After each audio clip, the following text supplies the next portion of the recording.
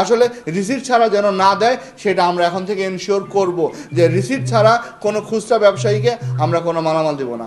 আর একটি বিষয় ভাই, আপনি যেটা বললেন যে সিন্ডিকেট, কোনো সুযোগ নাই নতুন বাংলাদেশে, কোনো সিন্ডিকেট করার কোনো সুযোগ নাই। এবং আমরা সবার কাছে প্রত্যাশা করি সবাই তার দায়িত্বশীল আচরণ করবে।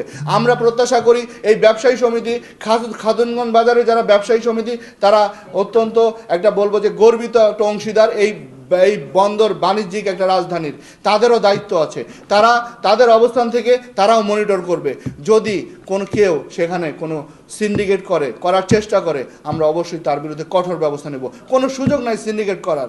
এবং আপনাদের কাছে যদি কোনো ইনফরমেশন থাকে আমাদেরকে দেন, আমরা সেখানে ব্যবস্থা করবো। এছাড়া আমরা আমাদের যে গোয়েন্দা সংস্থা, আমাদের মোবাইল টিম, তারাও কাজ করে যাচ্ছে যে আমাদের কাছে কোনো ইনফরমেশন আসলেই আমরা সেখানে ব্যবস্থা গ্রহণ করব।